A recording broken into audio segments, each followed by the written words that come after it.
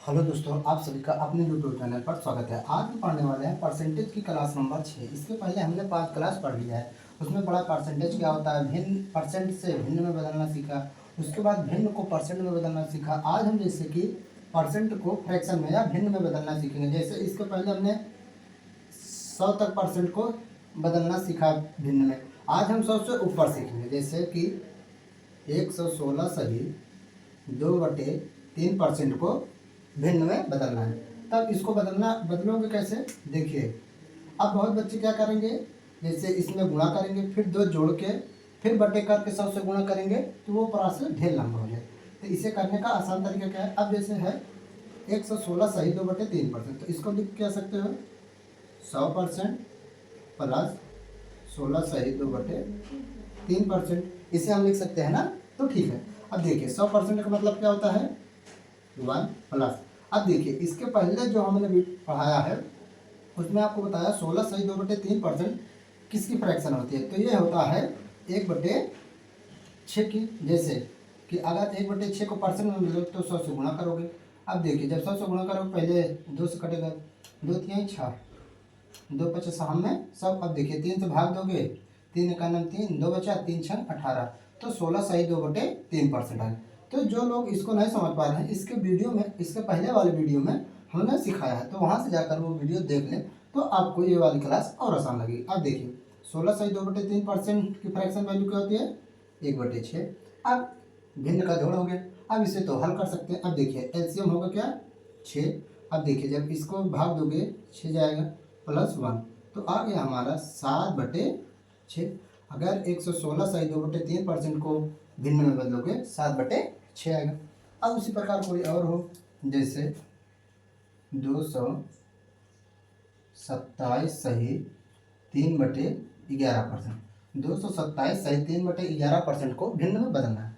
तो अब हम इसको क्या कर सकते हैं, जैसे कि अब 227 है तो इसे लिख लो 200 प्लस। अब देखिए इसे हम लिख सकते हैं 27 सही 3/11%, इसे हम लिख सकते हैं ना। अब देखिए अब 200% का मतलब क्या हो गया 2 प्लस। अब देखिए नीचे 11 है, तो 11 किस में आता है 1/11। अब 1/11 को अगर परसेंट में बदलोगे तो कितना बार जाएगा 99/11%, तो 9 सही 1/11% होगा। अब देखिए यहाँ पर 3 गुना, अगर हम इसमें 3 से गुणा कर देंगे 9 त्रिक 27, फिर 3 से गुणा करें 3/11, तो यही ये हो गया आपका 3/11%।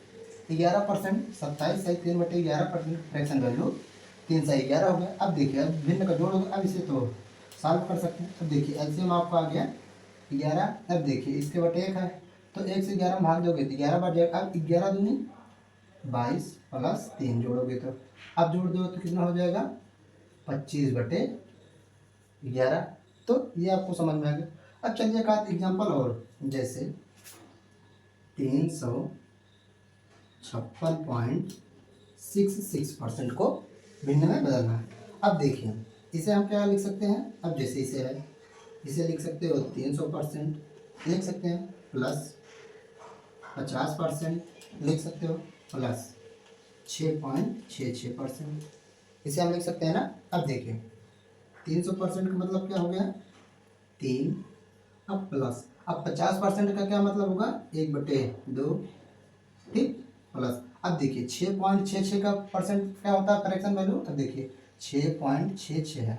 अब देखिए इसका मतलब होता है 1/15 की फ्रैक्शन वैल्यू, 6.66 की फ्रैक्शन वैल्यू 1/15 होती है। अब देखिए अगर इसे परसेंट में बदलोगे 100 से गुणा करोगे, अब देखिए इसे 15 भाग दो, 15 छक्के 90 बचा 10, एक दशमलव लगा, एक 0, 15 छक्का 90, ऐसे बढ़, तो 6.66 फ्रैक्शन वैल्यू क्या होती है 1/15, तो यहाँ 1/15 हो गया, ठीक।